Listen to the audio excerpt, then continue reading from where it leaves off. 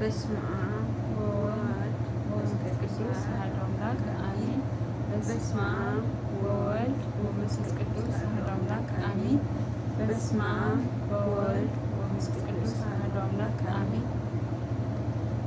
ውድ የኢትዮጵያ ተከታታዮቻችን የእናትን የድንግል ማርያም ልጅ ተከታታዮቻችን እንደምናችሁ ሰላም ናችሁ? በያላችሁ በሰላም እግዚአብሔር ይብዛላችሁ። እንኳን ደህና መጣችሁ፣ እንኳን ደህና ቆያችሁን። ለጥቂት ጊዜያቶች ቆይተን ነበረ፣ ጠፍተን ነበረ በአንዳንድ የተወሰነ ነገሮች። ዛሬ ግን በልዩ ምስክርነት ይዘን ቀርበናል ማለት ነው።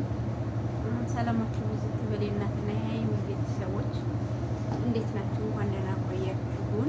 ጠፍተን ነበር፣ ያው እግዚአብሔር ይመስገን አሁን እየተመለስን ነው። እናንተ ማበረታቱ እንድንሰራ እንድንጠነክር አበረታቱን። በውስጥ የምትጠይቁ እናቶቻችን ከልብ እናመሰግናለን። እግዚአብሔር ይስጥልን። ስትገቡ ላይክ፣ ሰብስክራይብ እያደረጋችሁ ቤተሰባችሁ ሆኖ የምትፈልጉት ነገር ካለም በኮሜንት ላይ አሳውቅን ማለት ነው። ዛሬ የመጣን በምንድን ነበረ? በምስክርነት። ዛሬ የመጣን ያው በምስክርነት ነው። ኪዳነ ምሕረት ያደረገች ልዩ ምስክርነት አለ። እንዴት ነበረ? ያኔ መጀመሪያ ይሄ ነገር ከመፈጠሩ በፊት ማለት ነው። ከመፈጠሩ በፊት ከአንድ ወር 2 ወር ምናምን እየሆነው ነው። የመድኃኔዓለምና የእመቤቴ ብቻ እንደዚህ አካባቢ በጣም ታሚ ነበር። እኔ ያው ሐኪም ቤት ሄድኩኝ። የባለወልድ ቀን ቀን እንደዚህ አካባቢ ነው ሐኪም ቤት የሄድኩት። ከዚያ በኋላ ግን ምንድነው ተስፋ መቁረጥ፣ ሁለተኛ መንፈስ በላይ መላክ ማለት ነው። እና በጣም ደከምኩ። በኋላ ላይ እኔ በጣም ደከም ከአቅም በላይ ማለት ነው። እና በደከሙበት ሰዓት እኔ ምንም አላውቅም፣ በጣም አሞኛል። እሷም ግራ ገብቷታል። በዛ አካባቢ ኪዳነ ምሕረት በጣም አሞኝ ተኝቼ ይመስለኛል የኪዳነ ምሕረት ቀን። ከዛም በፊት ግን በጣም ስላመማት ምንድን ነበር ያሰብነው፣ በቃ ሀገር ቤት መሄድ እንዳለባት ነበር። ምክንያቱም መንፈሶቹ በላይ በላዩ ላይ የሚላኩት መንፈሶች እና እነዛ ደግሞ መንፈሶች ደግሞ እየታሰሩ አይደለም። አንድ መንፈስ ደግሞ ካልታሰረ ካልተሸኘ ይበልጥ ልክ ተስፋ ወደ ማስቆረጥ ከሃይማኖት አይደለም ሌላ ቆርጦ ከሃይማኖት እስከ ማስወጣት ድረስ ራሱ ይሄዳሉ መንፈሶቹ ማለት ነው። ምክንያቱም ግዴታ መታሰር አለባቸው፣ መሸኘት አለባቸው። በወቅቱ ደግሞ መታሰር መሸኘትም እንደዛ አልተሻለም ነበር በአንዳንድ ሁኔታ አጋጣሚ። ከዛ ግን በቃ እንደዚህ ሲሆን በእርግጥ መንፈስ መግደል አይችልም እየሰገደ እየጸለይን ከሆነ ግን የሆነ ራስን ውስጥን ያው የመጉዳት እንትን አለው። ግን እንደዛ ከሚሆን ግን ሐኪም ቤት ሀገር ቤት መግባት አለብኝ ምናምን በአሁን ወሰንኩኝ ማለት ነው። በቃ መግባት አለብሽ ምናምን እንደዚህ በእንደዚህ አይነት አኳኋን ላይ አንድ ወንድማችን ነበረ ማለት ነው። እሱን ስጠይቀው ለመንፈስ ስለምን አይታሰርም ምናምን ነገር ብሏል ማለት ነው። ከዛ እለቱን ከዛ የኪዳነ ምሕረት ዕለት ነበረ ማታ ለምን አታደረች ስለተስላለ ከዛ ማታ ላይ ስለተሰልኩኝ ማለት ነው። እመብርሃን ይህንን መንፈስ አንቺ መሸኘት ትችላለች እና አንቺ ማሰር ትችላለች። ነገር ግን እስኪ የሚያስርድን የሚሸኝልን አባት ግን በቃ አንቺ ስጭን እና ይህንን መንፈሱ በጣም ኃይለኛ የዶክተር መንፈስ ነበረ፣ ግደል የተባለ መንፈስ ነበረ። በቃ ከሃይማኖት ለማስከር ሁሉ ነበረ ሀሳብ። በቃ ሃይማኖት ኦርቶዶክስ እንጥላ ወደ ሌላ እምነት እንድትቀይር ሁሉ ነበርና ተስፋ ሁሉ እንድትቆርጥ ነበረ ማለት ነው። ግን በቃ እንደዚህና አትንኩኝ ነበር ማለት ነው የሆነ በቃ እና እናንተ ማናችሁ ነበር የሚል እናንተ ማን ስለሆናችሁ ነው ጸሎት የምትጸልዩት ነበር ሁሉ የሚለው እና እግዚአብሔር ይመስገን። እና ይህንን መንፈስ መብራን አንቺ ማዋራት ትችያለሽ እና አንቺ አዋርቱ ይደል አንቺ መንፈሱን አንቺ ያይልን ብለናል። ከዛ ጸሎት አደረግን ስለተሰልኩኝ ማለት ነው። በሁለተኛ ልክ የዛን ማታ ይሄን ነገር የተናገርነው ከዛ ሁለተኛ ቀን የንስሐ አባታችን ደወሉልን ማለት ነው። በዛ ምክንያት መንፈሱ ተሸኘ ማለት ነው። ታሰርም ተሸኘ።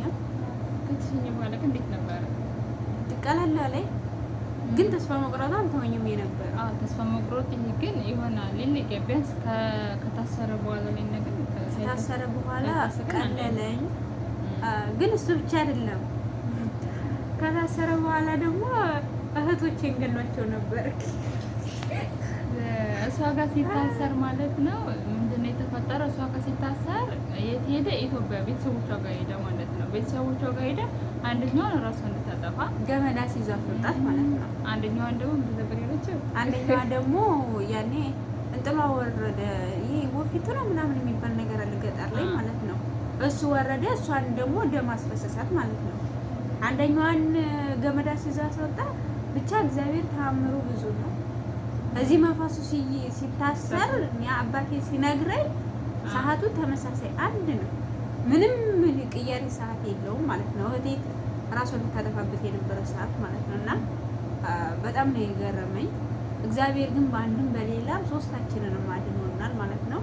እህቶችም አሁን ጥሩ ጤንነት ላይ ይገኛሉ። ብቻ እግዚአብሔር የተመሰገነ ይሁን። እንደ ኃጢአታችን እንደ በደላችን ሳይሆን እንደ ቸርነቱ ነው።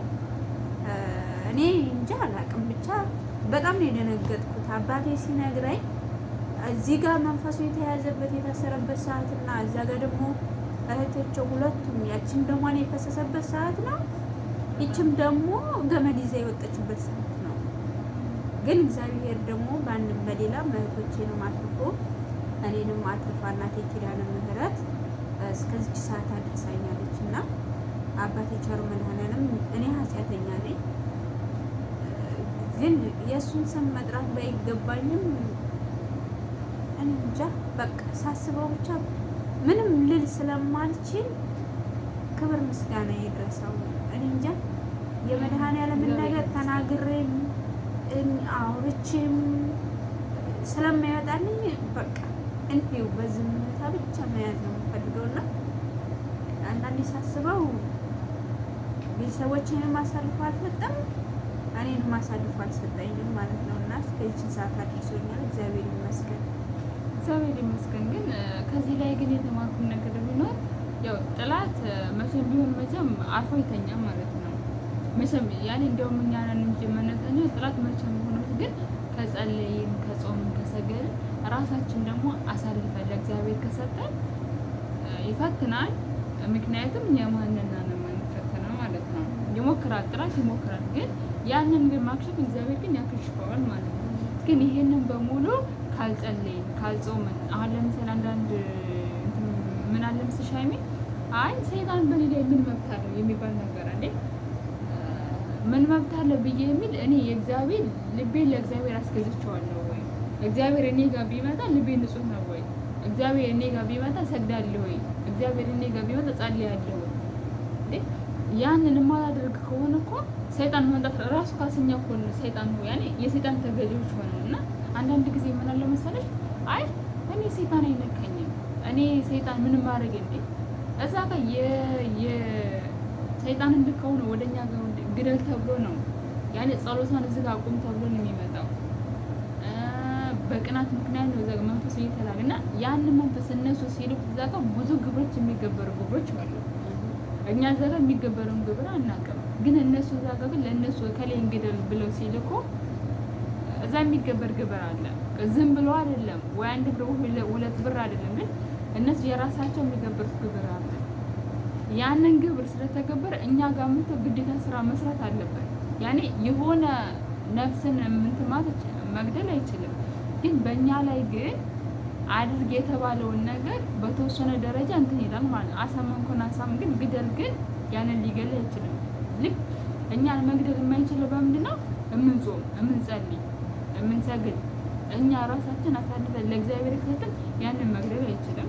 በተወሰነ ደረጃ መጥቶ ፈተናዎች ይፈታል። ስቃይ ያለው ህመም አለው፣ ግን ስጋን እንጂ የሚያመው ነፍስን አያምም። እኔ በህመም ውስጥ ብዙ የምማርባቸው ነገሮች አሉ፣ ግን ያመኝም አንዳንዴ ማለት ነው የእግዚአብሔርን ተአምር ብቻ እያሰብ አለቅሳለሁ። ምክንያቱም የምሰራበት ቤት እግዚአብሔር ለእኔ አስተካክሎ እየሰጠኝ ስለሆነ ብቻ ማለት ነው። አንዳንድ ጊዜ ሰዎች ስራ ቦታ ላይ ነኝ ያለሁት ብዬ ስላቸው አሞኝ ስራ ቦታ መሆኔን ብቻ ስለሚያውቁ ማለት ነው ያኔ ታመምኩ አልመስለኝ ይመስላል። ሰው ካጠገቡና ከጎኑ ስትሆኑ ብቻ ነው ህመሙና ስቃዩ ሊገባችሁ የሚችለው ማለት ነው።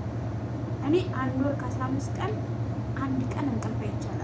እሪ ነው የምለው፣ ቁጭ ነው የምለው፣ ያስለኛል ብቻ አላውቅም። ግን አንደኛ መኝታ ቤታችን በጣም ይመቻል። እኛ በቃ መኝታ ቤት ላይ ስንሆን ሸበካ አናገኝም እንጂ መኝታ ቤታችን ላይ የፈለገ ነው ማድረግ እንችላለን። ሁለተኛ የስራ ቦታ ታች ማለት ነው፣ ሰዎች ቶሎ ቶሎ አይመጡብኝም። ሁለተኛ ከነሱ ጋር አልገናኝም። እዛ ጋር ቢያመኝ እንኳን እናትን ነይ ብዬ ደውዬ እጠራታለሁ እንጂ እሷማ ትመጣልኝም ማለት ነው። በጣም ሰፊ ነው መጥፋው። ስለዚህ እግዚአብሔር በአንድም በሌላም እኔ አንዳንድ ጊዜ ማለት ነው በእምነት የምናረገውን በእምነት የማረገውና ያለ እምነት የማረገው በጣም ብዙ ልዩነት አለ እና በጣም ያየሁበት ነገር ቢኖር ሰው ልጅ ስራ ላይ ሆኖ እየሰራ ያንን ህመም እንዴት ነው ልቋቋም ይቻላል? እኔ ሳይሆን እግዚአብሔር እንዴት እንደሚያሰራኝ እኔ ነኝ የማውቀው።